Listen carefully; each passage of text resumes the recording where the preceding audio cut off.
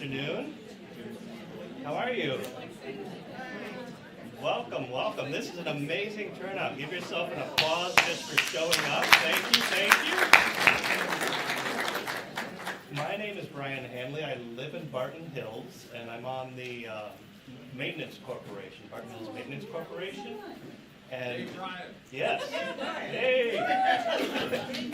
Normally I'm only used to speaking at like wakes or maybe at the university, but today's actually a celebration, so I want to make sure we enter with a lot of energy.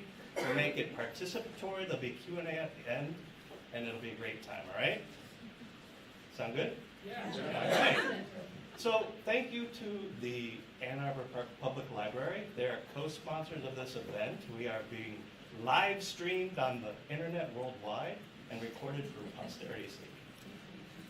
Thank you for showing up as well. And to the Barton Hills Maintenance Corporation, I want to give a special recognition to Barbara Ensinger. Thank you, Barbara. And a couple of executives here in the back. Bob Frank, Jeff David, thank you. They've made this all possible, and we've flown in a very special expert, historian that we'll introduce in a minute here. So that is the hello.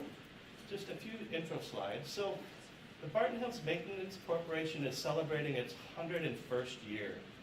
We tried to do a 100-year, but COVID kind of got in the way, so we're sneaking it in at the end here. Oh, one more, Greg Kurtner, thank you as well. Thank you for joining, another executive. It actually happens to be the 200th birthday of Frederick Law Olmsted, which is kind of uncanny, and so you'll hear more about that later. The mission of Barton Hills Maintenance Corporation, I actually just copied this morning from the website, I swear, Jeff, I didn't make this up, right? But we're here about residential harmony, connection to nature and the surroundings. About half of our monthly meetings are arguing about architectural reviews, and the other half is really about investing and creating kind of the next generation of what the village looks like. And so it's a really great volunteer board, and I'm kind of proud to be a part of it. If you don't know Barton Hills Village, it's a 2,000-acre plot just north of town. It's actually got an Ann Arbor mailing address, even though it's its own village. It's bound on the south by a tunnel of trees, and on the north you cross a one-lane bridge. I think Foster Bridge may be 100, 110 years old. They just repainted it again last year. So it's a really unique property that, from a historical perspective, actually was a gem. It was a gem because it was a corner for the river. And during the Industrial Revolution version 2.0, it became a nexus to where Barton Dam was built for hydroelectric energy, and really kind of where Detroit Edison made some bids and beat up some other companies. They bought all the acreage, they added on afterwards, and that's kind of how Barton Hills proper was formed. Dow also had a vision. I don't know if personally this was just them trying to create some retirement homes, but they made like 2-acre lots minimum and just subdivided it and said, let's put about 100 or so home sites on, and by the way, protect the view. Don't let people just build houses on the river, but actually share the views with the community. And he also gathered up some farms that kind of went into bankruptcy or otherwise became available, and he hired William Underdown as a first caretaker. I think he's only the 4th caretaker in the history of 100 years. It went to the Esch family, both Walter and David, and now it's at the Natow family, who are managing the property for us on behalf of the village. What's really interesting about Barton Hills, and I think why the Olmsted vision was necessary, is that there's a lot of natural vegetation. In fact, if you look, there's some oak forests, there's pine plantations, really a diverse set of natural features that we didn't want to lose sight of. The watershed, in fact, is part of doing the research for this project. I learned that we're actually the #1 depositor of silt into the Huron River right now, and so we're thinking about how to work with the Watershed Council to kind of mitigate those sorts of things. We're also, we have a boat club. They used to run regattas, and I know that they're looking for more members. I'll just do that separate public plug, but the boat club, come join, kayaks, sailing, wonderful access to the waterway. And also in my research, I discovered, for another speech, not tonight, but the Barton mummy, all right? So Google it, it's interesting, all right? I actually found this diagram, and Laurence and I were talking. This is in the National Archives. This is actually the original plot. And I chopped it up a little bit because another initiative that I'm trying to figure out how we work into is restoring some of the trails and the pathways that Olmsted had originally planned in the master plan. And so it's a really unique property, and I'll just leave it at that. So what Dow did, because of the nexus of his vision for home sites and protecting nature, right, he actually hired the Olmsted Brothers, the next generation legacy of the Olmsted firm. And that's what we're going to actually introduce Laurence Cotton to speak more eloquently about. Laurence, I met him actually online. He was doing a speech in Detroit for the Historic Society, I believe at Grosse Ile or?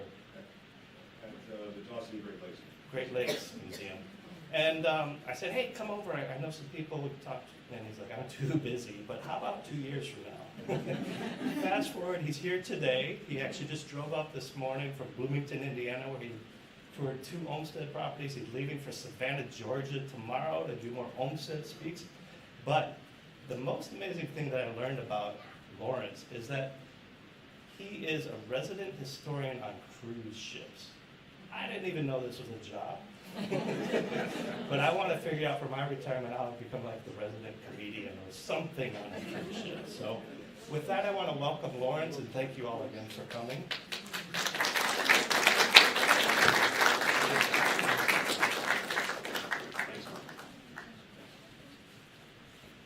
Well, hi everyone. It sure is a pleasure to be here today, and clearly we're in a room of Olmsted enthusiasts, which is wonderful. Sometimes I'm in a space like this and I find people who only vaguely have a notion of what that name represents and who this person was in American history, and I guess everyone here does today. And now I'm not here to speak about Barton Hills. By the way, this is my first time ever in Ann Arbor. Not until about an hour ago when I pulled into Brian's driveway, maybe an hour and a half ago. I am spending actually the next day and a half here so I can get to know the area better, because I've always wanted to spend some time in Ann Arbor. But I'm not here as a Barton Hills expert, far from it. You have several such experts in the room, and I'm not here to really spend any more time with you talking about Barton Hills today, because I'm a student too when it comes to Barton Hills. I'm learning, and I prefer, of course I can do research online, and the archives are available publicly, by the way. They're all digitized. Although they weren't when we first began work on our film project. But I prefer only to talk about sites that I know, that I've ground truth myself, and I've only just begun a tiny bit of ground truthing thanks to Brian and Jeff just a little while ago. So it's a pleasure to be here to learn more details about the unique heritage here at Barton Hills. And I do want to extend my thanks to everyone associated with the program, in particular Brian Hanley. It has been indeed a long time coming. I don't know, a year and a half with probably a couple of dozen emails at least and several phone conversations that have led to today. And thanks to everyone else associated with the Barton Hills Maintenance Corporation for supporting this program, and of course to the library for hosting it. Now, April 26, 2022, 1 year ago, marked the 200th birthday of Frederick Law Olmsted. We refer to it as Olmsted 200. So just 3 days ago was Olmsted's 201st birthday. So how about a round of happy birthday to Frederick Law Olmsted?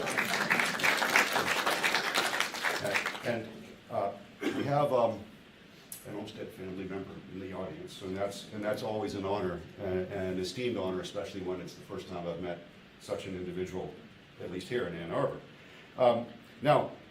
And during the Olmsted 200, as we called it, the organization took upon itself not just to commemorate the legacy of Senior and his birthday, but the legacy of all the Olmsteds. And I, in particular, on my speaking rounds, maybe even more so than some others in this arena, have taken it upon himself to delve more deeply into the two sons, in particular, the elder of the two sons, John Charles Olmsted, and the younger, the natural son, if you will, Frederick Law Olmsted Jr., and the lineage and legacy of the Olmsted Brothers firm. So this is what we're going to do today. In fact, it's a biographic presentation, if you will, about Olmsted Sr., the Renaissance man that he was.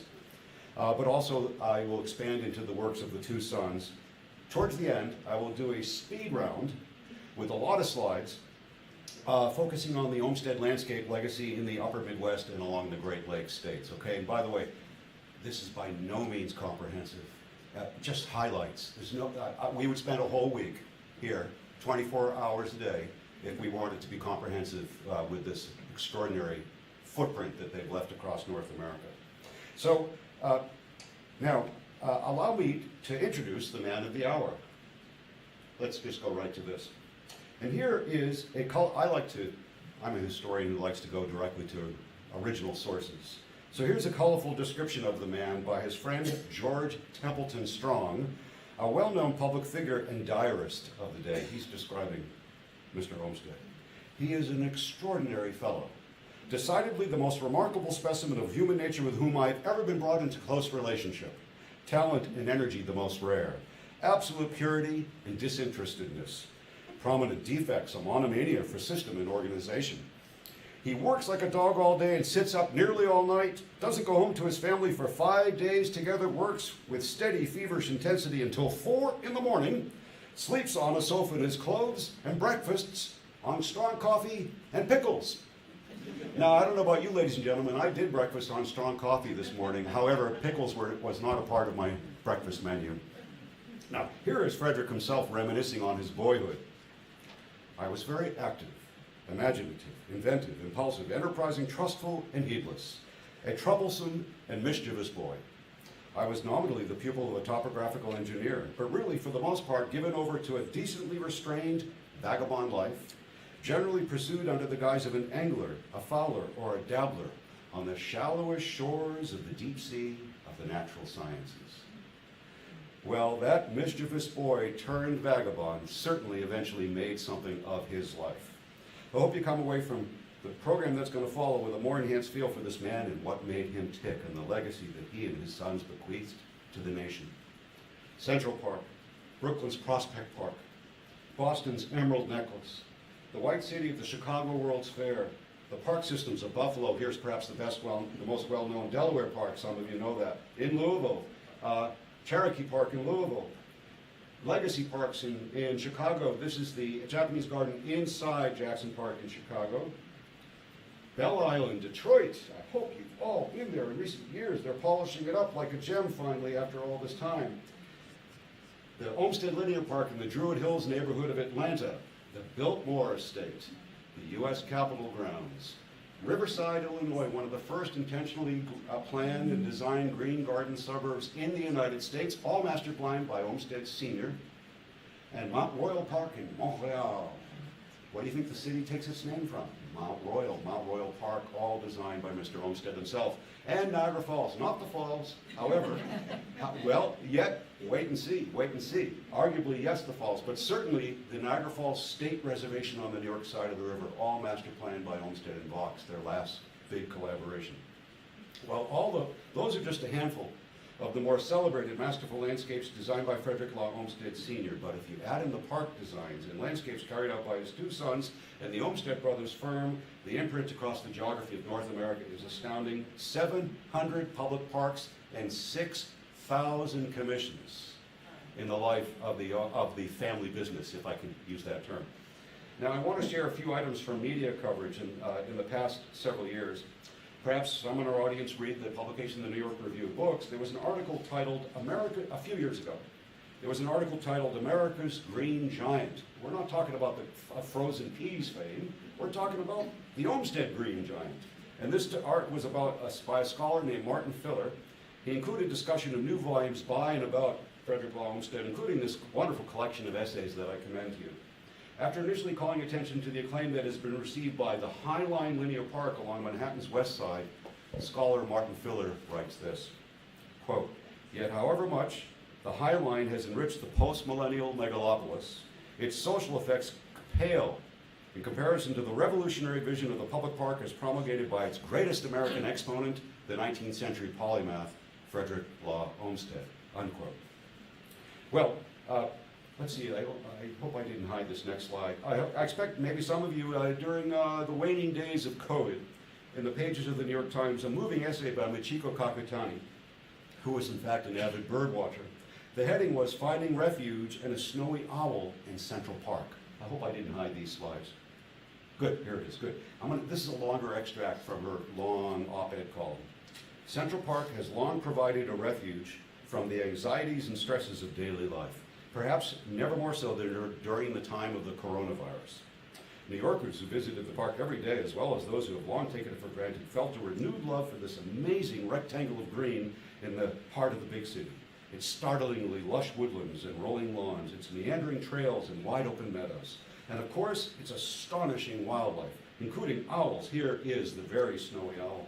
Owls, hawks, herons, and a dizzying array of other birds who for generations have used Central Park as a vital rest stop in their migratory travels, knowing what many humans only came to fully appreciate during the uncertainties of the pandemic, that the park is a beautiful and essential sanctuary, unquote.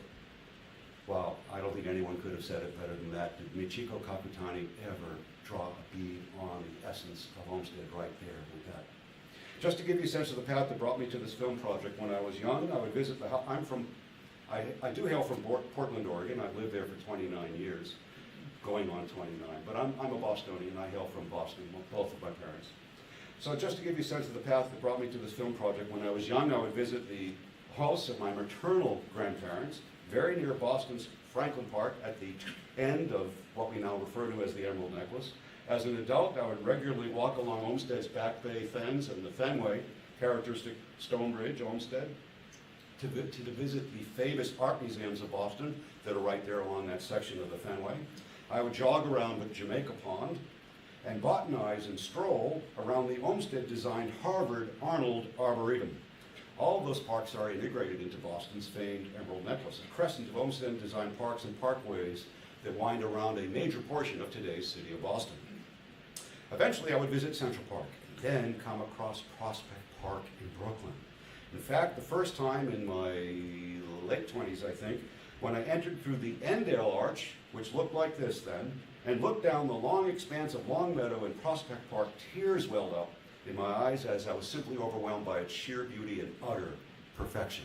And this was decades before I had a glimmer in my eye that I might be producing or originating a film about Mr. Olmsted.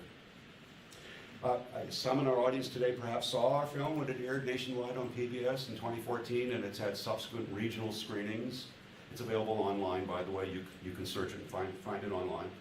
But I learned very shortly after moving to Portland some 28 years ago that the entire park system in Portland, Oregon, where I live now, was master planned by another Olmsted, who at that time I had not heard of when I first moved to Portland, the stepson, John Charles Olmsted. So about 16 years ago, after completion of a prior film and thinking about what would be next, I began to take a pretty deep dive into the Olmsted biographies and the scholarship and even the archives at that point. Before long, I did approach it. I have to give credit where credit is due. I approached an old friend back in Massachusetts, Laurence Cotton, an accomplished filmmaker and associate of Ken Burns, and I proposed a collaboration. So finally, in 2014, our film did see the light of day. And so thanks to WNED, by the way, Buffalo to Toronto, which is where our executive producer was based. They felt it was that important to get this story to the nation. So during the past eight or 9 years, I've continued to dig into the Olmsted archives, meet with scholars and practitioners, just as I'm doing here today, explore additional Olmsted landscapes, that's why I'm here, and revisit some of my favorite locations. So allow me, in the time that remains, to summarize some of the salient content of the film and expand upon it a little and share some of my gleanings with you.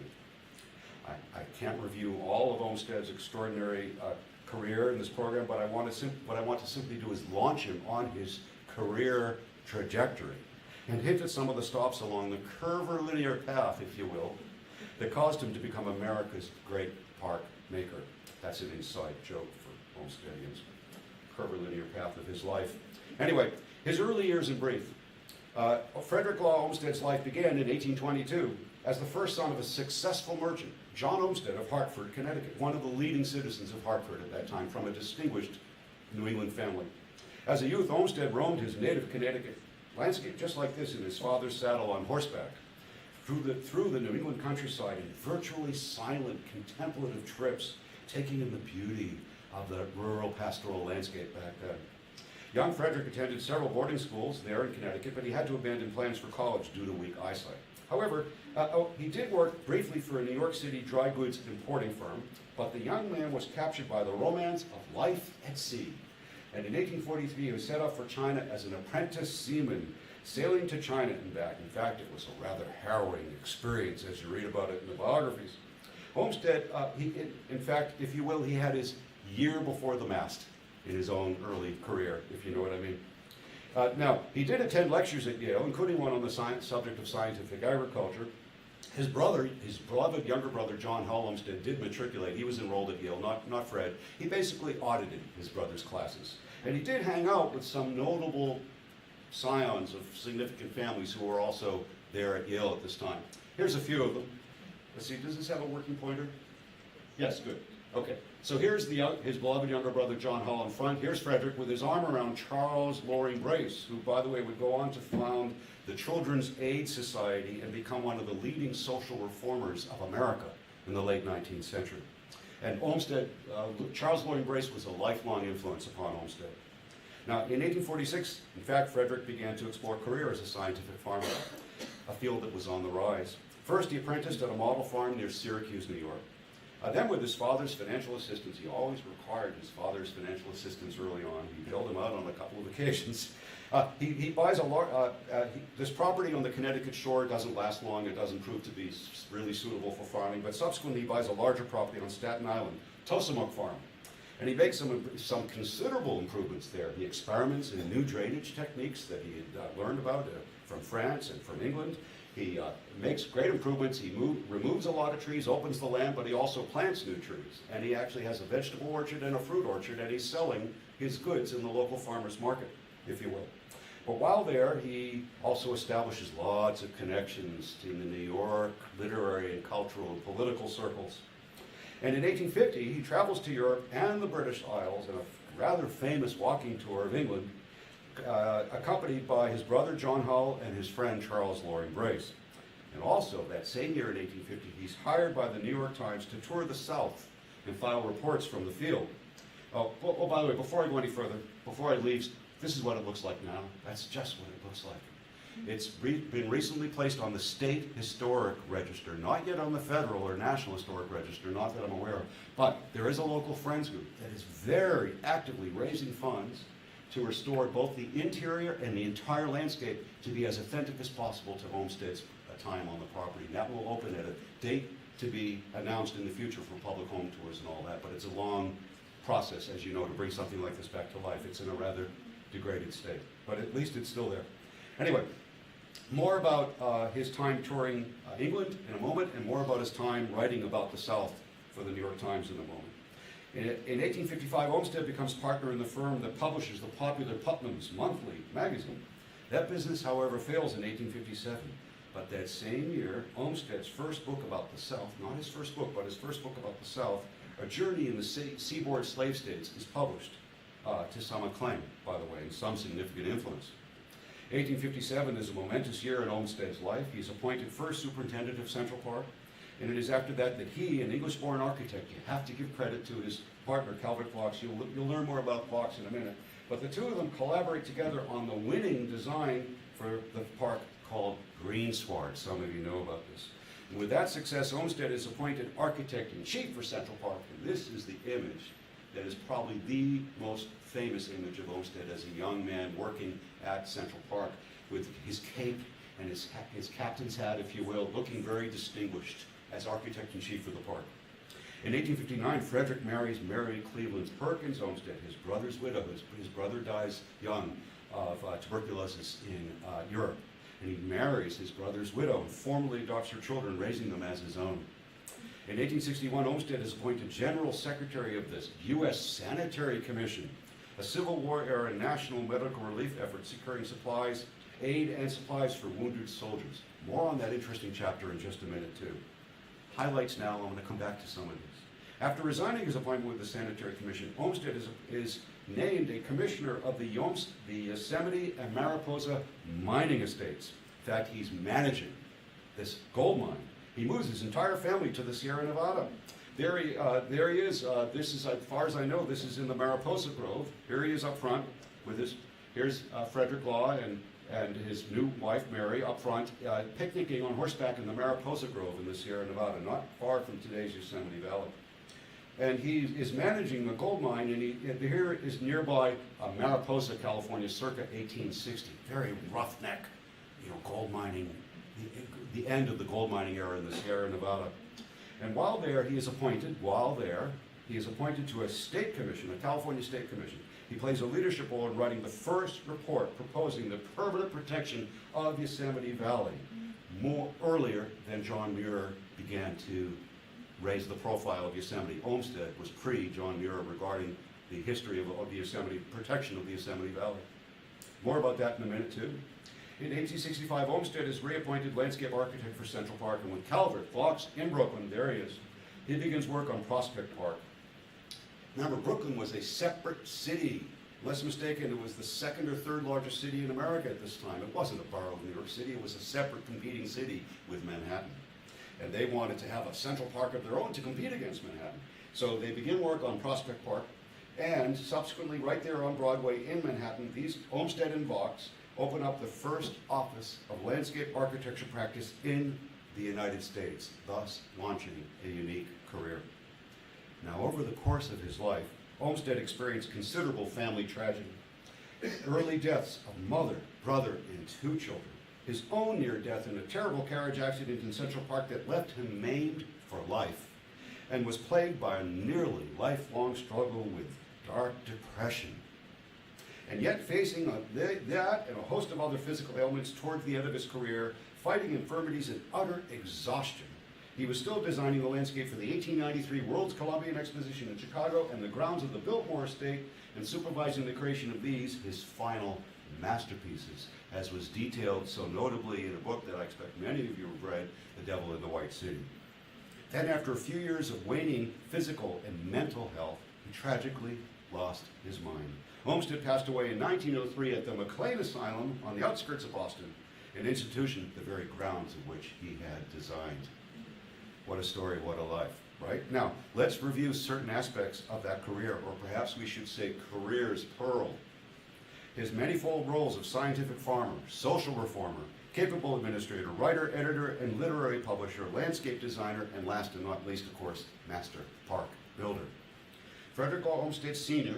was first and foremost a social reformer. He identified himself as such. And his career was central to the social reform movement of the U.S. during the second half of the 19th century. He was a philosopher of democracy. He read widely and deeply and wrote thoughtfully about the subject. And he manifested it in his philosophy of park design and in his actual park creations. This is what he had to say about Central Park. This is Sheep Meadow. Sheep Meadow was closed, during COVID and reopened in the spring of 2021. So here's a nice image of Sheep Meadow in its spring 2021 reopening. And this is 2 fragments of what Olmsted had to say about Central Park. It is one great purpose of the park to supply to hundreds of thousands of tired workers who have no opportunity to spend their summers in the country inexpensively what a month or 2 in the White Mountains or the Adirondacks is at great cost to those in easier circumstances. Another quote, in Central Park you will find all classes largely represented with a common purpose, each individual adding by his mere presence to the pleasure of all others, all helping to the greater happiness of each. You often see vast numbers of persons brought closely together, poor and rich, young and old. Regarding that first comment, wealthy New Yorkers and Bostonians in their carriages and on trains, they have the time and the leisure and the money. They could escape to the Catskills, the Hudson River Valley, the Catskills, the Adirondacks, or the White Mountains. The average working New Yorker obviously had no wherewithal to escape their city for any such luxury. Olmsted wanted to provide at low cost, if not no cost. They might have had to take a bus or a tram to get there, or carriage ride. But low cost or no cost, they wanted to provide right in New York City a mini Catskills experience for every person in New York, regardless of their class, their economic or religious or ethnic background. Or, if you will, he wanted to provide a Walden Pond experience, a Thoreauvian experience, as well, for some of those individuals seeking communion with nature right in their backyard. Now, as one of our commentators, historian Keith Morgan said, quote, Olmsted intensely believed in democracy, and the park is a site for the enactment of democracy. In fact, one could argue that Central Park was Olmsted's response to what he witnessed in the South prior to the Civil War and during the Civil War. There's new scholarship that has underlined that very fact, that the great park would provide a counterpoint as a welcoming, democratic space where anyone could gather regardless of origin or background, and that the park itself would point the way to the future for the nation, healing post-Civil War. Though he strayed away from describing himself as such, he was indeed an artist. As is stated by historian Sarah Cedar Miller in our film, Central Park was arguably the most important piece of American art in the 19th century. Clearly, it was the most monumental in scale. In fact, author and Olmsted expert Elizabeth Barlow Rogers, the founder of the Central Park Conservancy, she had this to say about Central Park, quote, "It is a triumph of 19th century engineering, a symphonic sequence of beautiful spaces." How perfect is that? A symphonic sequence of beautiful spaces.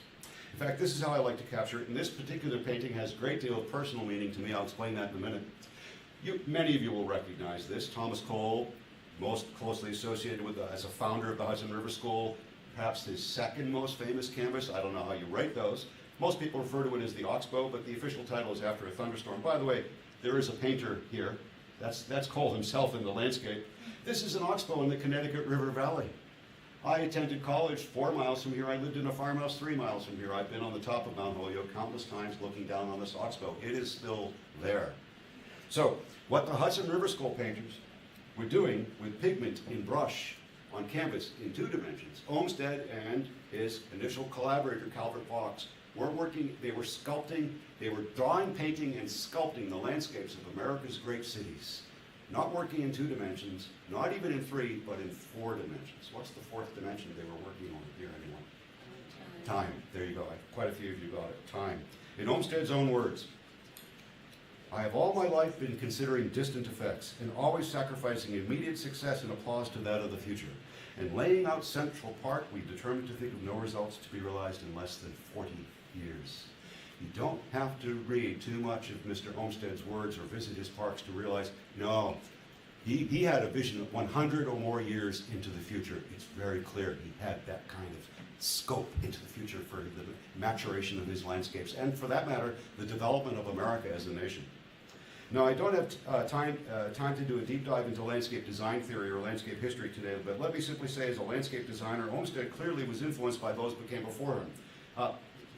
There are other writers I could even go back to earlier than this, but I'm going to start with John Ruskin, the critic, of course, the deep thinker and critic in England, but in particular I also want to mention the English landscape designer Capability Brown and Humphrey Repton, who were so instrumental in the early, in that great era of naturalistic, picturesque gardening traditions in England, both private estates and 1 or 2 public parks, and Olmsted was profoundly influenced by both of them. But here in America, he was also profoundly influenced by his mentor, one of his mentors, Andrew Jackson Downing, who was so influential in mid-19th century America. In fact, if Downing had not met a premature death on board a terrible steamboat accident on the Hudson River, he would have been the likely choice as the designated designer and architect-in-chief for Central Park. But Downing's tragic death opened up, if you will, a window for Mr. Olmsted to enter the picture. So now I also want to offer a shorthand in terms of the Olmsted design aesthetic. There are many ways to get at it. You've all heard terms about the pastoral, the picturesque, and the sublime. It's hard to recreate the sublime in the center of a big city. After all, what was the sublime in Europe? It was the Alps. Here in America, it was obviously Niagara Falls, the Catskills, the Adirondacks. Kind of hard to completely recreate the crags of the mountains, obviously, but you can recreate with judicious earth moving and treatment of the land and tree plantings and so forth, the pastoral and the picturesque. So here's a shorthand for you. This is sheep meadow. This is at the northern end, if you will, in terms of the Manhattan going north-south. Northern end of sheep meadow. Beautiful, huge sunlit meadow, fringed by mature trees, city in the distance, a great place for people to gather and congregate if they so choose, right? So, but only about a quarter of a mile from this end of the sheep meadow, you move into this, the Ramble. Narrow, curvilinear paths, a burbling water feature, mature forest. In fact, it's the birding hotspot. Some of you know this in Central Park. A great place for silent communion in nature by yourself or maybe with a loved one, right? And you have this transition in all of the Olmsted masterworks, usually multiple times over in the big parks. Central Park and Prospect Park are two of those examples. You have the pastoral and the picturesque. As builder of Central Park, Olmsted successfully managed thousands of men in one of the largest construction projects to that point in time in America. And during the Civil War, as director to the U.S. Sanitary Commission, the forerunner to the Red Cross, Olmsted perfected his management skills while heading up a huge supply medical relief and field hospital operation. In fact, it included he managed a veritable flotilla of hospital ships from the Chesapeake to the Mississippi. This is the interior of a USSC hospital ship on the Mississippi. And during this period, Olmsted reorganized the entire Army Medical Corps.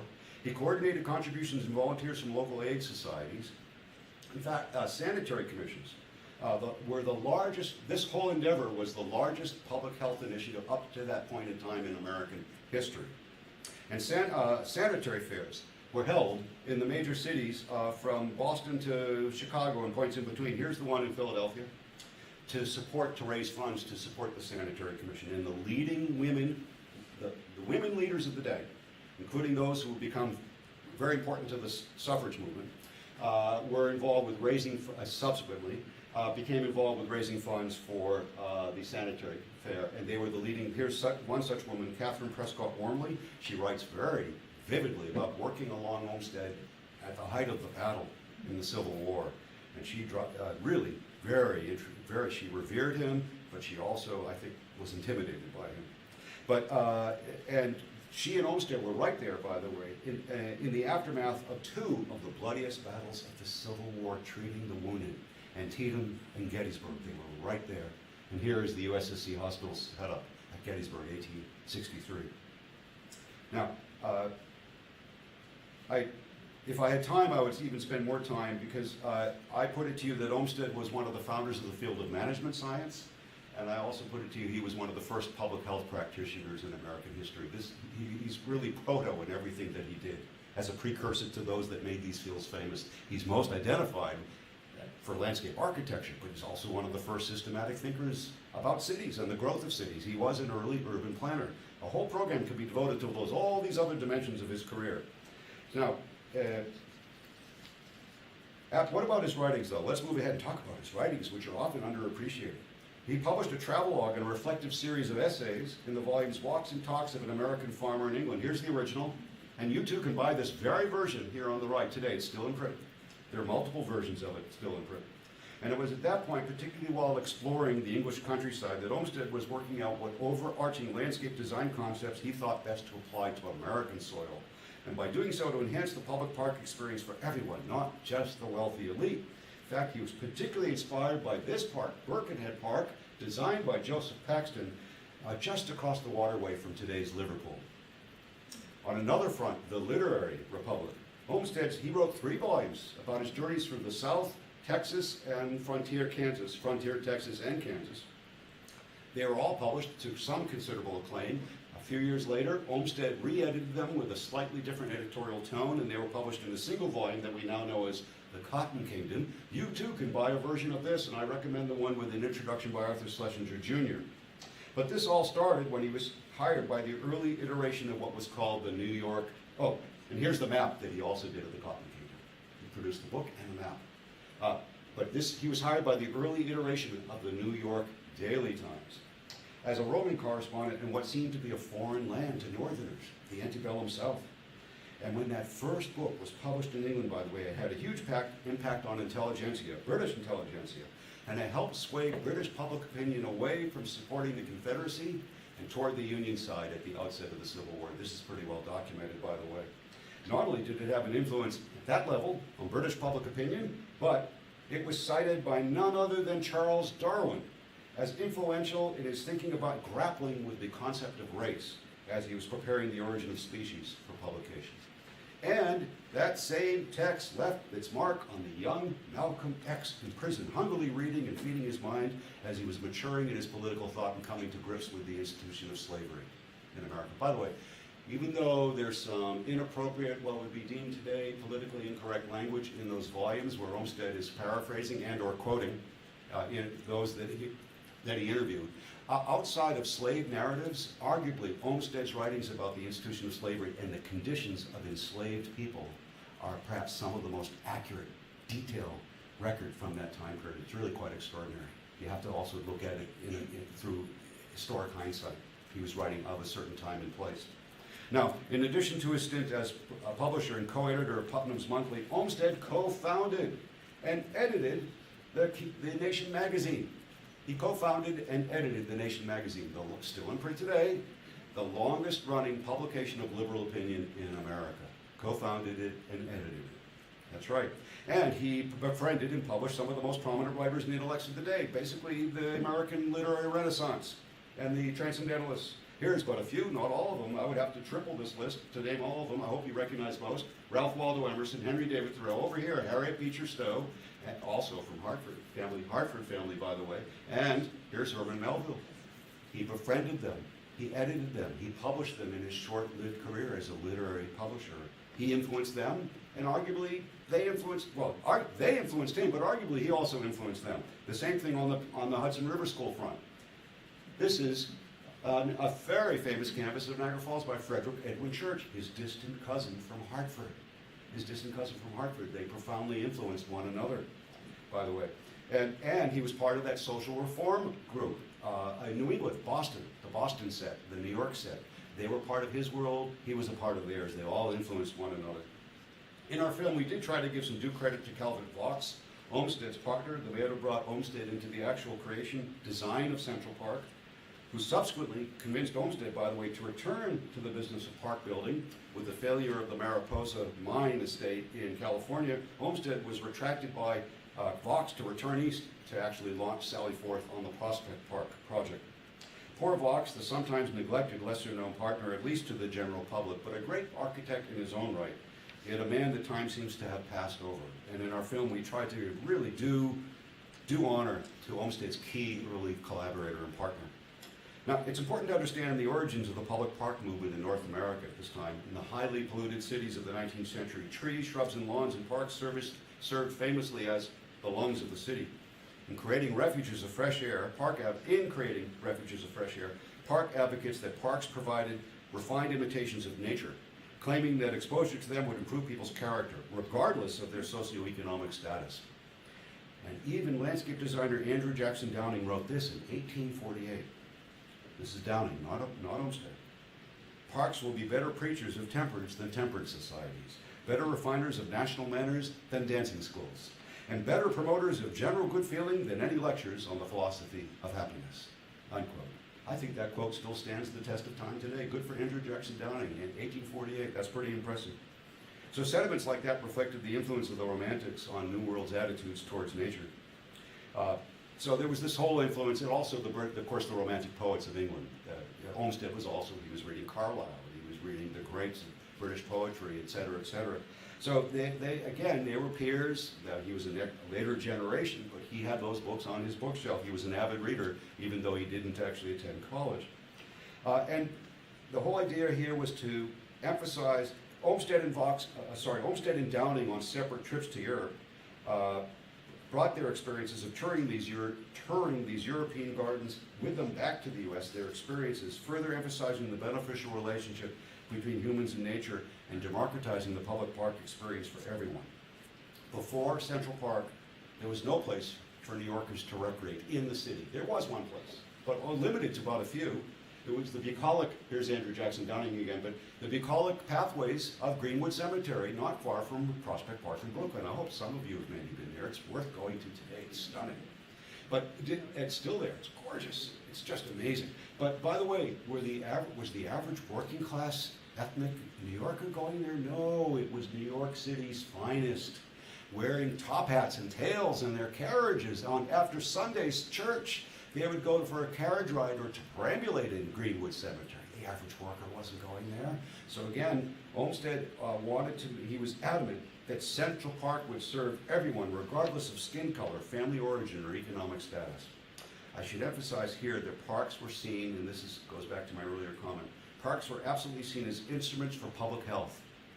As in the mid-19th century, New York and all cities were still dealing with terrible outbreaks of cholera and other diseases. In fact, Frederick Law and Mary Olmsted lost their first child due to an outbreak of cholera in New York City. So here it is. Olmsted proves himself to be a public health professional. But here's the other piece. It's not just physical health. He also realized mental and even spiritual health benefits of being in an urban green space with majestic trees and places to wander and to get away from the crush, the sounds, the noise, the air pollution of the city. Now, our film zooms in on the stories of Central Park, Prospect Park, Buffalo, and Boston's Olmsted Emerald Necklace. A few comments about those projects before I move on to other members of the family and talk about the legacy of all the Olmsteds across America. The Olmsted and Vaux, by the way, considered Prospect Park their masterpiece. And by the way, many in the Olmsted scholarly community today would say that would be their one single masterpiece that they collaborated on together, even over Central Park. Why? Because they weren't hemmed in at Prospect Park. They weren't hemmed in, well, hold on, let's see, what do I have? Beg your pardon, there we go. At Prospect Park, they weren't hemmed in by a rectangular area as they were at Central Park. They didn't encounter nearly the same level of political or fiscal interference as they experienced at Central Park, and they didn't need to make as many compromises with their original design as they did at Central Park. So they considered Prospect Park their masterpiece. It isn't surrounded by the same large number of wealthy corporations and wealthy individuals in Brooklyn the way Central Park is today. So you could argue that Prospect Park has been underfunded for its restoration as compared to what's occurred at Central Park. But there is a group, Prospect Park Alliance, which has been very busy trying to give the love and care and restoration improvements to Prospect Park, just as the Central Park Conservancy has done with Central Park all these years. Now, here I have to show you this. I hope I have it up here. Oh, I don't have the image. It's hidden. Well, go to. I showed you the pre-restoration image of Endale Arch, which is the Grand Army Plaza entrance into Prospect Park. It's been restored to its original condition, just with some new materials to make it more withstanding of the elements. But it's been restored to its original condition, just as Olmsted and Vaux had designed it. And that's the way to enter Prospect Park. If you haven't ever entered that park, go to the Grand Army Plaza entrance, walk through the Endale Arch, just take in the beauty of that arch itself as you enter and see the long meadow ahead of you. Just a stunning combination of elements. But what about Boston's Emerald Necklace, by the way? Here it is, the Back Bay Fens, the original 1887 Olmsted plan on the left. Here's a map from the Emerald Necklace Conservancy on the right. Here's a larger map, an overlay of the beginning phase of the Emerald Necklace in the downtown area of Boston. But this, by the way, was the transformation of a tidal basin that was in essence part of the public sewers of the city of Boston. And arguably this can be pointed to as the first true wetland restoration project in the history of the United States. And it began right there with Olmsted's work on the Back Bay Fens that actually preceded the Emerald Necklace. That was his first Boston project. Now, I could talk about many of the delightful discoveries in the making of this film, and being here very close to one of the Great Lakes, not quite on the lake, but quite close to it. I've become very fond of most of the Great Lakes cities for a bunch of reasons in recent years, but I hadn't been to Buffalo since before research on this film began in 2009, I guess. I had not been to Buffalo since I was 6 years old. I had but a dim memory of a family trip there.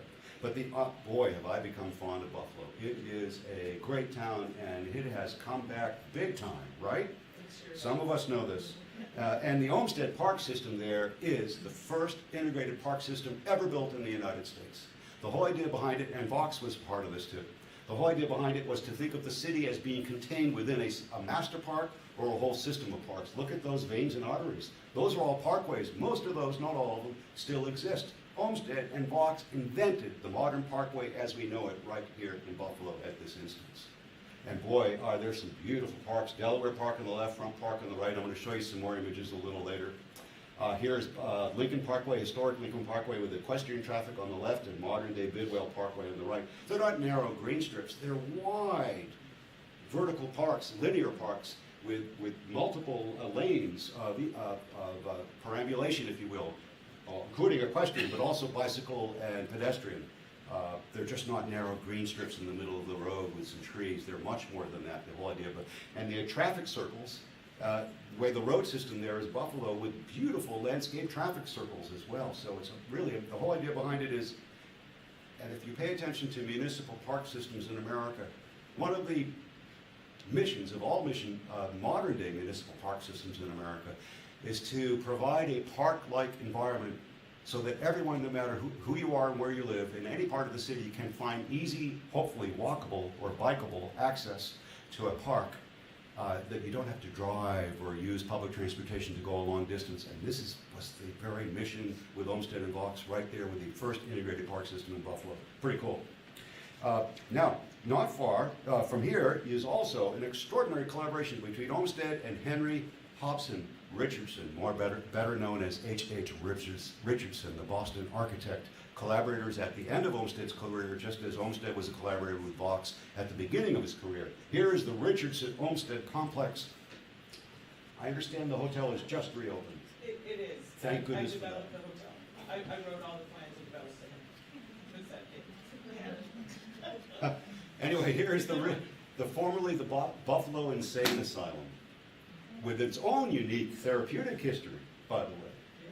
Kirkbride and so forth, I can't get into that now. But Olmsted and Vaux collaborated, and the building is, Olmsted and Richardson collaborated, the building, of course, is H.H. Richardson, the landscape is Olmsted. It's all been restored, although there are other elements of the structure, the big campus that are still undergoing restoration.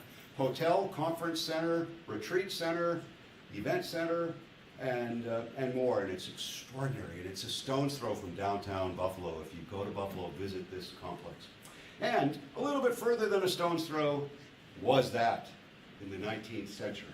That's what it looked like, folks. This is but one of many mill districts that lined all sections of the river, including right where the waterfall is, more or less. It was obscured and degraded by a terrible complex of 19th century, degraded 19th century industry. Well, it wasn't degraded quite yet then, but you can see some of it was dilapidated even then.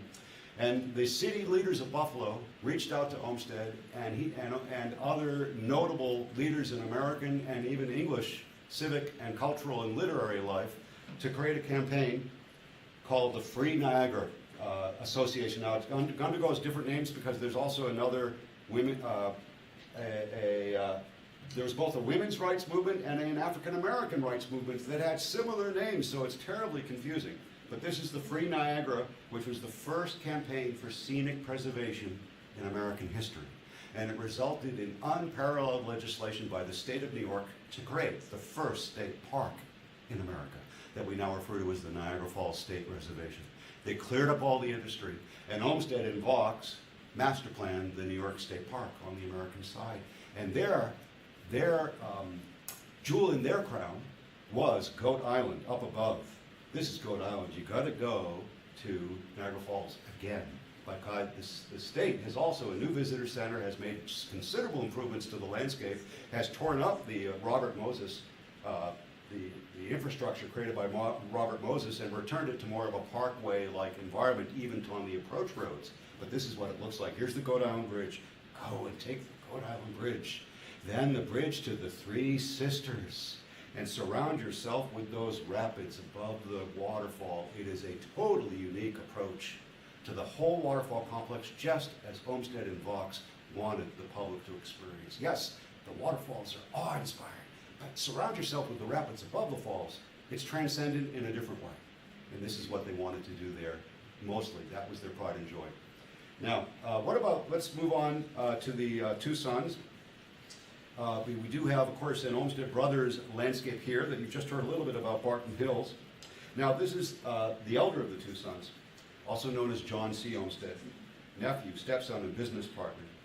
Of course, it was Olmsted who married his brother's widow. This is the child of his brother and his brother's widow, the elder of the two sons. He learned his father's acute skills of reading the land, understanding soils and vegetation types. He acquired his father's artistic skills as a draftsman and a landscape designer. He joined his stepfather's firm in 1875. Here he is, after graduating from Yale. Before his father's retirement, he worked with his father on many projects, including, by the way, the Back Bay Fence in Boston, the Biltmore Estate in North Carolina. Let's see, I have that here, I think. No, not. Okay, so he worked on these other estates, but then his big pride and joy, if you will, his first major project that he really husbanded nearly solo was the first county-wide park system in America. The Essex County Park System in New Jersey. This is Branch Brook Park in downtown Newark. Who knew? Did you know there's a stunning, huge park part of which ends or begins in downtown Newark, famous for its cherries and its cherry festival. They were just blooming a week ago. That's Branch Brook Park in Essex County, New Jersey, Newark. An entire county-wide park system. Branch Brook Park is but the largest and the most well-known. And then he came out to the Pacific Northwest where I live. The cities of Portland, Spokane, and Seattle said, hey, we can't afford these expensive Olmsted guys, but let's cost share. They didn't use that term back then. But let's invite them out. They did the equivalent of cost sharing. And he came out, John Charles, Sr. never saw the Pacific Northwest, not that I'm aware of. John Charles came out, he was entranced by the local landscapes, steep hillsides, this is overlooking Puget Sound, Douglas fir trees. He was also entranced in Seattle by images like this. You can barely make it out with the light, but there's Mount Rainier hovering southeast of the city of downtown Seattle circa 1920s. And he wanted to capture these Pacific Northwest grand vistas, but also capture the unique topography and unique vegetation in all of the parks that he would end up designing. Now, and he developed master plans for the entire park systems in these three cities. I'll get to a little bit of that in a minute, but right there in my hometown of these past 28 years now, Portland, Oregon, he designed the 1905 Lewis and Clark Centennial Exposition Grounds that put Portland on the national map for the first time. That was 1905. He subsequently did the same thing in Seattle for the AYP Exposition of 1909. Like father, like sons, they all worked on these grand expositions across America. But look at these sight lines here, folks. None of these buildings exist, but this does. This vista does. This is the Court of Honor and the Drumheller Fountain, or the Rainier Vista. Look at that vista. Now, this is greatly exaggerated in this work of art, but here it is again. Here is the modern-day campus for UW. Here is the Rainier Vista, the centerpiece of the historic campus of University of Washington, the Rainier Vista. There is Mount Rainier more accurately depicted in a modern-day photograph. So it started with the AYP Exposition of 1909.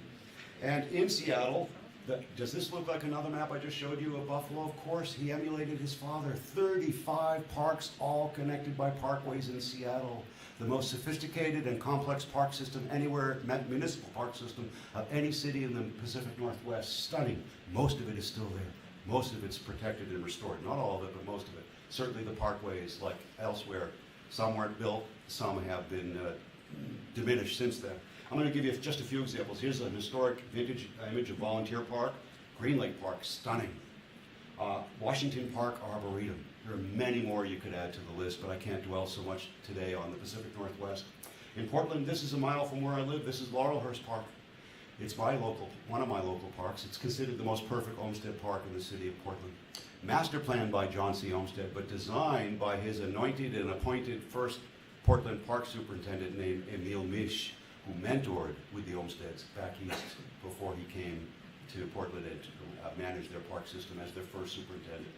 And he said, hey, you have this vast tract of forest just above the city to the north and the west, enclosing your West Hills. They're called the West Hills. By the way, it still includes tracts of old growth. He said, protect it, don't develop it, protect it. Well, it remains today. Forest Park in Portland, here just with gorgeous recreational trails all throughout, an easy stone's throw from anyone in the metropolitan Portland area, the second largest urban forest reserve in the United States. The second largest urban forest reserve, urban forest park in the United States. The first being on the outskirts of Louisville, if anyone's interested. That's the Jefferson State Forest. About 1,000 more acres. This is 5,800 acres, unless I'm mistaken, and the Jefferson Forest is about 1,000 more acres in size. Now, we can't really talk about Junior. I'll use the shorthand, Frederick Law Olmsted Jr. You can't really talk about Frederick Law Olmsted Jr., also known as Rick, without introducing the theme of the City Beautiful movement. And arguably, the City Beautiful movement got a start in America with the WCE, the Chicago World's Fair of 1893. The whole idea behind this was to take the best architecture, the best art, the best treatments of the land, landscaping, Frederick Law Olmsted Sr., and to create really a folly, a utopian paradise for the purposes of this 1 year, 1 season fair, because it was certainly surrounded by degraded conditions of lots of working Chicagoans, and it wasn't going to be the answer for the whole nation. But Daniel Burnham, the impresario, Lake Park in Milwaukee is often pointed to as, by the way, a City Beautiful era park. That's Olmsted's senior. But here it is, building the city beautiful. Famous Daniel Burnham, those of you who read Devils in the White City, you'll know that. Famous for his expression, make no little plans. He was also a very egotistical, big-headed kind of guy, so it's perfect. He was an architect and the impresario, as some of you know, behind the Chicago World's Fair. So he hired all the greatest architects of the day and Mr. Olmsted to landscape this extraordinary place that we now call, what we did call the White City. So it all started with that, but it did set something in motion, the City Beautiful movement, that would eventually be known as the Macmillan Plan for Washington, D.C. So this is what is really the key part of Junior's early career. Here he is, Junior, the natural son of Frederick Law and Mary Cleveland Perkins Olmsted, who emerged on the national scene in 1901 when he was appointed to the Commission of Fine Arts for the District of Columbia, commonly known as the Macmillan Commission. By the way, here he is as a young man, Rick Olmsted as a young man. He studied botany at a young age. He went to Harvard. He graduated from Harvard. The other brother graduated from Yale. The father pushed the two sons to acquire academic skills in a way that he was unable to, or he simply didn't and he regretted. So he made sure that his two sons were able to do that. But again, he burst on the scene with he interned, let me dial it back a minute. He did intern at the World Columbian Exposition, and he spent an entire year on site as the gardens at Biltmore were being designed and put into place by Olmsted Sr. and his whole team. So this is the very beginning of Junior's career. Here's the estate, the gardens. And here's Fairstead, the family home, the family practice, father, two sons, and eventually the entire Olmsted Brothers firm all the way through the late 1970s. Now a National Historic Site, a national park in Brookline. If you go to Boston, if you're interested in this, if you want to see the Emerald Necklace, don't miss this beautiful National Historic Park site. The drafting rooms, the archives, exhibits, films, tours led by National Park Rangers, etc. All that right there. I'm backing up, sorry, so I skipped ahead of that. So here's the Macmillan Plan in Washington, D.C. Olmsted was appointed the head of the Fine Arts Commission to corral all the greatest architects of the day, to create Washington, D.C. as a city beautiful, to take the original Charles Pierre L'Enfant's plan, which was modeled after Paris, but to modernize it for the 20th century, to overlay it with what we now call the Macmillan Plan. And Olmsted Jr., if you look at his projects, it's a guide to Washington, D.C. It literally, looking at Junior's projects, it's a guide to Washington, D.C. The National Mall, the Jefferson Memorial, the National Zoo, the Executive Mansion. What do we know that as? The White House. The White House grounds. Not the house, of course, but the grounds. Rock Creek Park and Parkway. The park and the parkway. And the U.S. Capitol grounds. Now that's all Junior. I do want to give Senior his one key credit for D.C. The U.S. Capitol grounds. This is Frederick Law Olmsted Sr. Not only did he improve the grounds, he designed and reoriented the entire entrance and designed and built the Capitol steps. Not to get caught up too much in a political comment, but I just want to mention that I don't think Olmsted, when he designed and built the Capitol steps, I don't think he had a notion of an American democracy in action as it occurred in January of a couple of 3 years ago. That wasn't an Olmsted approach to democracy, was it? Anyway, now,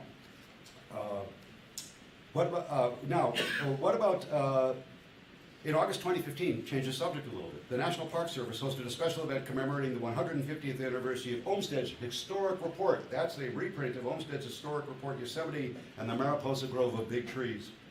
That report is credited with providing the basis for the creation of Yosemite National Park. I have to give you at least one beautiful national park picture. And Olmsted's thoughtful wording is considered by many to be the preamble to the creation of our national park system. This is Olmsted Sr. You might remember that the National Park Service itself celebrated its 100th anniversary in 2016. In fact, here is the Organic Act, the wording of the Organic Act, the creation of the National Park Service in 1916, the founding legislation for the U.S. National Park Service. Who wrote the language of the legislation? None other than Frederick Law Olmsted Jr. Like father, like son. They're both considered founders of our entire national park system in their own unique way. And by the way, for 30 years, Rick Olmsted and the Olmsted Brothers firm advised the National Park Service on issues of management and the conservation of scenic resources. They designed visitor centers, the landscaping and the trails and all the access and egress roads in and out of all these national parks. They're all landscaped. Now they have staff, landscape architects working for the National Park Service. Back then they didn't. It was the Olmsted Brothers. They worked on Acadia National Park, famously, Everglades National Park, Great Smoky Mountains, Yosemite National Park, and you can add to this Redwoods National Park. All have some Olmsted Brothers imprint in terms of the landscaping. Now, then let's talk about residential enclaves. I can't dwell on this, but Riverside, Illinois, once again, Riverside, Illinois, one of the first intentionally planned green garden suburbs in America. The entire community, to every blade of grass, practically, designed by Mr. Olmsted. It's extraordinary. Senior. This is Olmsted Senior. But the son, Junior, in his footsteps, designed master plan Forest Hills Gardens in Queens, Roland Park in Baltimore, and Mountain Lake Estates, now on the Historic District in Lake Wales and the Central Highlands of Florida. Yes, there are Central Highlands in Florida. And if you are anywhere near Orlando on either coast, go to Lake Wales and visit Clock Tower Gardens, a jewel, the botanical garden jewel, the crowning jewel of Frederick Law Olmsted Jr.'s career in designing botanical gardens. Stunning. You gotta go there. It's amazing. And boy, have they polished that up in recent years too. It's just stunning. And by the way, speaking of residential commissions, we can certainly add in, I don't have a picture for you here, but the Barton Hills Village. Again, Olmsted Brothers, a residential commission, a residential design. Pretty cool. Now, I'm going to take a very quick tour of the West. I'm going to move through the West quickly, and then we'll end with the regional tour of other Olmsted landscapes here in the Midwest and Great Lakes. Denver, the entire Denver Mountain Park system, master planned by Junior and the Olmsted Brothers. Some of you have heard of Red Rocks Park. Where is it? It's part of the Denver Mountain Park system because of the famous amphitheater. Now this was added in later. It wasn't part of the original Olmsted Brothers plan, but it's now part of the Denver Mountain Park system. And Mountain View Cemetery is still there today. This is what it looks like on the hills overlooking Oakland. Senior, when he was in California. That's right, Mountain View Cemetery. It's the, if you know Mount Auburn Cemetery in Cambridge, Watertown, or if you know Greenwood Cemetery in Brooklyn, this is that cemetery for the entire San Francisco Bay Area, where the founders of California are interred and other notables. And this is what it looks like today, Olmsted Senior. And working with Leland Stanford, a very challenging, egotistical client, for lack of a, the two of them together having a contentious relationship somehow came up with an extraordinary, beautiful, beautiful landscape plan, which is noted as one of the most beautiful, harmonious university campus landscapes today in America. Here's several examples of the Stanford. Of course, there's Hoover Tower, and here's the aerial. You can see how uniform it is, how it holds together as a piece. And the Stanford, contemporary Stanford landscape architect is working, doing amazing things to restore as best as she can the original Olmsted concept to some of these landscapes which were impinged upon over all these years. It's really quite extraordinary. Now, where else? How about the Berkeley Hills? Junior, in the 20th century, around late 20s, Junior came back with the Olmsted Brothers, and they said they wanted to protect their hills behind Oakland and Berkeley and the other cities of the East Bay. And he master planned an entire system. Here's the first, the Tilden Regional Park. For those of you who've been to UCal Berkeley, you might know Tilden. But and here's a newer one that was added to the portfolio. 52 parks that cut north to south and deep inland on the other side of the hills. One of the best regional park systems in America. Originally master planned by Junior and the Olmsted Brothers. And he did the same thing for the entire California State Park system. Master planned twice over by Junior, including, and he said, hey, some of the federal redwoods are protected, but there's other state lands that have redwoods. How about the ones in the Santa Cruz Mountains? Don't those deserve to be protected too? And of course, they created brand new state parks in the Santa Cruz Mountains to protect the redwoods, which unfortunately have been badly impacted by some of the fires of recent years. And he says, you have a huge, beautiful, at this time of year, flowering desert to the south of Palm Springs. Why don't you protect it as the largest state park in all of California? We now know it is Anza Borrego Desert State Park, all part of the Olmsted consulting process where he had recommendations to the state as part of this future master planning for the state park system. We're going to end in the west and then bring it back east. How about this? The largest residential enclave designed by the Olmsted Brothers anywhere in America, as far as I know, and arguably the most sophisticated. Olmsted Jr. and his wife lived here. He spent so much time there. We now know it as Palos Verdes Estates. The entire, again, every residential lot, every park, every trail, every area of protected land, even parking lots, kind of master planned by Junior and the Olmsted Brothers. This is what it looks like today.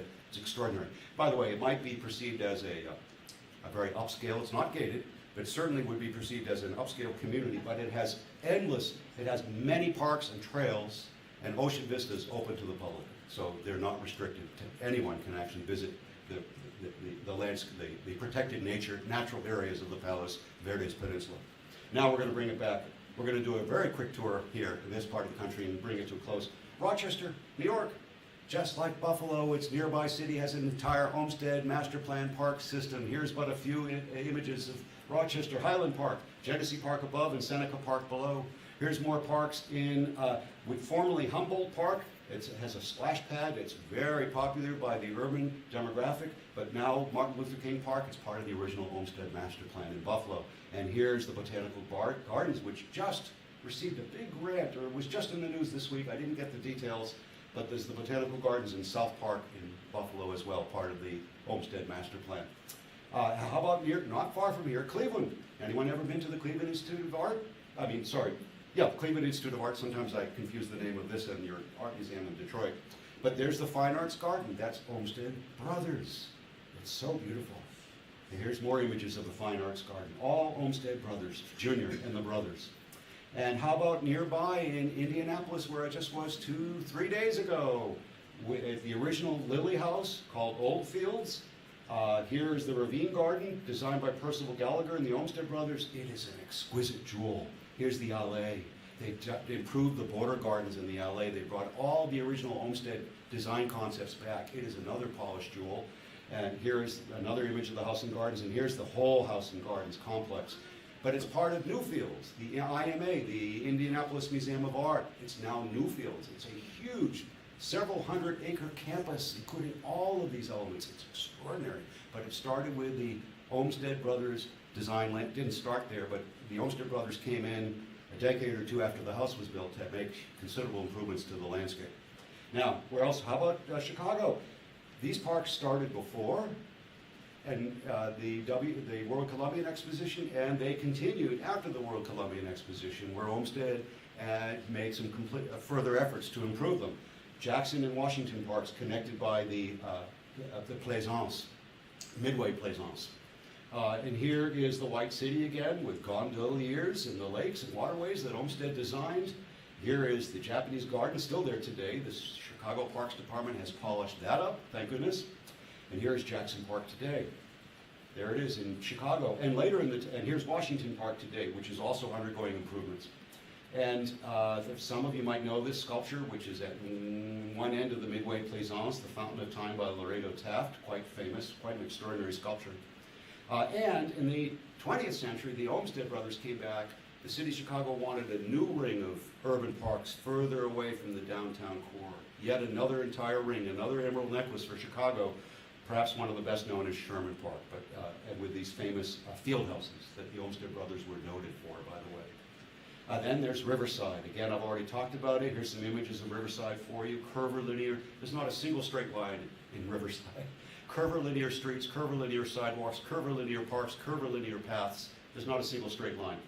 And here's that famous water tower. I don't know how this photographer did it, because that's actually in the town center, and it's an urban town center, but he caught it jutting above the trees, and it looks like it's just coming right out of the forest, but it's, I had to include it. It's such a perfect image. And then Lake Milwaukee, and another entire Olmsted Park masterpiece in Milwaukee. Lake Park, the most well-known and the most perfect, above the lake on a bluff. Here is an early image here, and then connected by a gorgeous boulevard from Lake Park on a bluff above the lake to Riverside Park, where the Milwaukee River comes through a naturalized area. Very beautiful. And undergoing improvements and restoration. The same thing with Washington Park, another vintage image, but that's the interior park in the mixed neighborhood, which is getting more love and attention today, and it deserves it, to make sure that that park is also polished, just as Lake Park was. And we're getting near the end, everyone. Lake Geneva in Wisconsin. Well, the Olmsted Brothers came in, and they had some wealthy private clients from Chicago who had these gorgeous properties, some of whom relocated there after recovering from the Great Fire of Chicago. That's how it started. Now it's a year-round, these are all year-round homes, and Chicagoans and others go there to these magnificent homes year-round. But this is the one side I want to point out because it just reopened to the public exactly a year ago. Einstein was here. This is one of the most significant historic astronomical observatories in the United States. It still operates. It's open to the public. And it has a brand new, restored Olmsted Brothers garden on its exterior. So go to the other end of Lake Geneva, visit the Yerkes Observatory. We're coming to an end. Look at this. There's Belle Isle Park. And what another polished jewel it is. It's gone through many, many changes. It certainly went through some hard times. It's still recovering from those hard times. Now it's impacted by flooding, as some of you know. And it's now a state park. It hasn't always been a state park, but it is now. Here's the original Olmsted plan. Here's the promenade from 1910. Here's the Grand Canal. It did have a Grand Canal. There it is from the early 1900s. Here's the Anna Scripps Whitcomb Conservatory, which is gorgeous, as some of you know. Here's another nice image of Belle Isle. So you do have and it's the largest urban island park in America, unless I'm mistaken. Largest urban island park in America, unless I'm mistaken. Canada has its own, but I think it's the largest urban island park in America. So I'm going to close. You're wondering, when's this guy going to come to an end? So, excuse me, I just want to get to where I want to be in my own little program. So, during this past couple of years, several years of COVID quarantine and social distancing, public parks have been a lifesaver for so many of us, seeking fresh air, exercise, physical and psychological health, and doing so safely. And Frederick Law Olmsted now appears so entirely prescient. As for one, he emphasized public health, mental health, and taking it even further, spiritual health benefits of the park experience for everyone in a democracy. As we commemorate Olmsted Sr.'s 201st birthday, and the Olmsted landscape design legacy today, including that of the two sons and the brothers that followed, it's important that we highlight the ever more crucial role that the public park experience plays in our lives. Needless to say, COVID and social and environmental justice movements have only greatly underlined that very fact. And the urgent need to provide more green space and to distribute it equitably and make all such spaces accessible and inviting to all. And this is where I want it isn't too much of a stretch to say that that was Frederick Law Olmsted's agenda and mission from the very start. So I want to leave you with two quotes. First, an observation. Here's what, sorry. I don't want to leave you with too many quotes, just two. Perhaps we'll let Daniel Burnham, the driving force for the World Columbian Exposition, close out this program. When the World Fair was about to open in 1893, at a dinner with all the artists and architects gathered to laud Burnham for his achievements, big ego Burnham himself pivoted and said this about his collaborator, who was not always seeking attention for his work and often unacknowledged for his work back then. Not now, but back then it's not always acknowledged. This is what Burnham had to say. This is the famous, by the way, portrait, of course, that hangs prominently at the Biltmore Estate by John Singer Sargent. Quote, I'm quoting Burnham, "Each of you knows the name and genius of him who stands first in the heart and confidence of American artists, the creator of your own parks. He who it has been our best advisor and our constant mentor, Frederick Law Olmsted. An artist, he paints with lakes and wooded slopes, with lawns and banks and forest-covered hills, with mountainsides and ocean views. He should stand where I do tonight, not for the deeds of later years alone, but for what his brain hath wrought and his pen has taught for half a century." Finally, in Olmsted's own words, I love this, it's from the Boston Globe. I'm so glad I came across this image when I began working on this. Finally, in Olmsted's own words, the beauty of the park should be in the beauty of the fields, the meadow, the prairie, of the green pastures and the still waters. What we want to gain is tranquility and rest to the mind. Is it doubtful that it does men, no doubt he would say, and women at this point in time, no doubt it is doubtful that it does men good to come together this way in pure air and under the light of heaven. Frederick Law Olmsted. Seems to me that prescription rings as loud today in 2023 as it did in the 19th century. Thank you, Frederick Law Olmsted and Sons, and thanks all of you for your attention this afternoon. Thank you. Thank you, Laurence. So we do have a little bit of time for questions and answers. but it comes at a cost. You have to share with us one of your key takeaways from this. And while you think about it, I'm going to actually give you one of my takeaways. And that takeaway is going to make some of our board of director members' eyes roll. But I believe that this 40-year plan, a campaign, and a long-term vision is really what Barton Hills needs. And I know we have people working on that and refreshing it. In fact, I see Bob Hensinger, who's been an architect of this diagram, and I want to really double down and hit the gas pedal on that because I believe it's our future in Barton Hills and for Ann Arbor. Love the public. So that's my key takeaway. Thank you, Laurence. And I'm going to actually put Caitlin Olmsted on the spot here and ask you your key takeaway. Did you learn something about your great-grandfather? Absolutely. Yeah.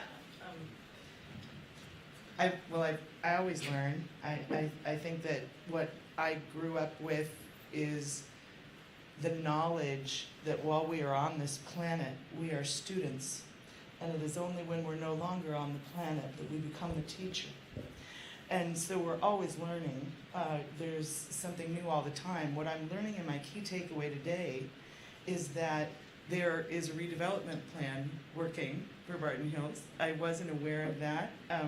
As we have celebrated Olmsted 200 and had the opportunity, I have been on the phone fundraising and really performing the big ask for the last 4 years.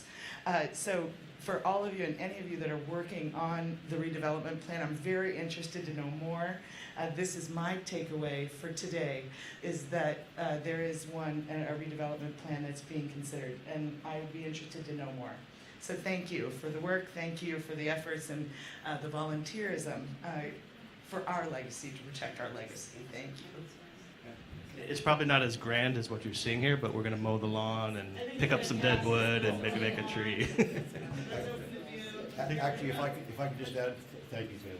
If I could just add my own, also, thank you so much, everyone in this room who's involved, wearing one hat or another at Barton Hills, for your extraordinary effort to do the research, several of you, to bring this to your community's attention and to the wider attention, but also the work that you're involved with to restore the Olmsted vision, if you will, and to bring it forward to the 21st century. You know, these things aren't embalmed in aspic or in amber, if you will. All of these parks, they might be, some of them on the historic register, but as Caitlin knows, the whole effort behind this Olmsted bicentennial has been part of the effort is to make these parks, not just to preserve these parks, but to make them absolutely vital for today's population in the 21st century.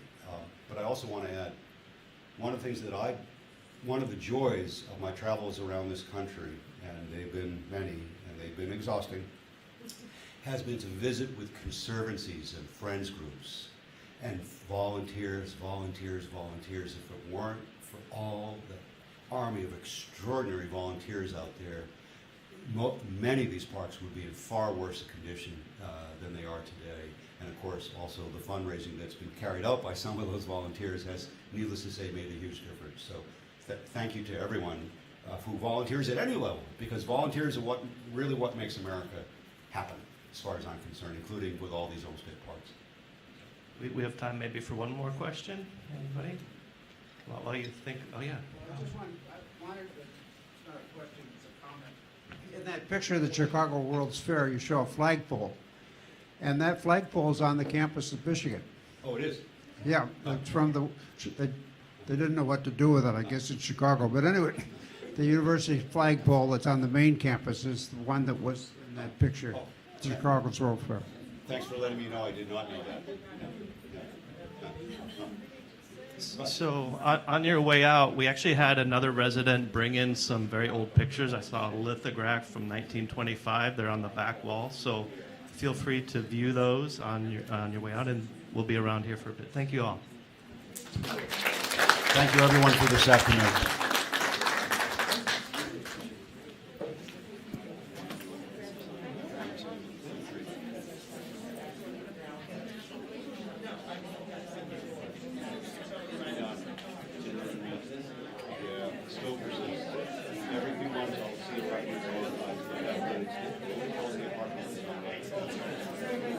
There's a reason for that. First of all, name I can even forget. Arguably, it was easier by the Olmsted. Indirectly, he didn't study with him.